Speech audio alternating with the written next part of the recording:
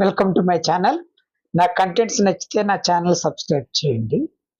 మనిషికి రోజుకి ఒక 50,000 నుంచి 60,000 వరకు ఆలోచనలు వస్తాయని సైంటిఫిక్గా శాస్త్రవేత్తలు నిరూపించారు. అయితే ఈ 50,000 60,000 యొక్క ఆలోచనలో మనకు సంతోషం కలిగించేవి ఉంటాయి, బాధను కలిగించేవి ఉంటాయి, గుర్తు పెట్టుకునే ఉంటాయి, మర్చిపోయేవి కూడా ఉంటాయి.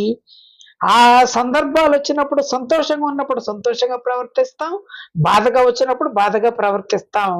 కానీ బాధగా వచ్చినప్పుడు బాధగా ప్రవర్తించినప్పుడు ఎదుట వాళ్ళు కూడా బాధపడతారని నువ్వు గనక ఆలోచిస్తున్నావు అంటే గనక నీ మనసును అదుపులో పెట్టుకుంటావు. లేదు, నీవు ఎటువంటి సందర్భమైనా సరే నువ్వు నిలకడగా ఉండి నువ్వు ఒక మంచి వ్యక్తిగా నిరూపించుకోవాలంటే నీ మనస్సుని నీ ఆధీనంలో ఉంచుకుంటే గనక you are a good person.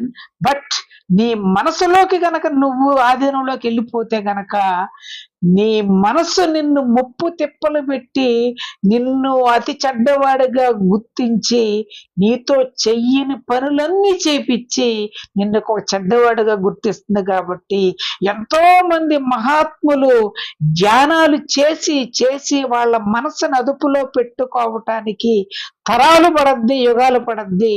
ఈ రోజుల్లో యోగా ధ్యానం చేసి మౌనంగా ఉంటే గనక నీ మనస్సు నీ ఆధీనంలోకి వస్తుంది. అందుకోసం నాకు వీడియో చేసి డిస్క్రిప్షన్ లో పెట్టాను.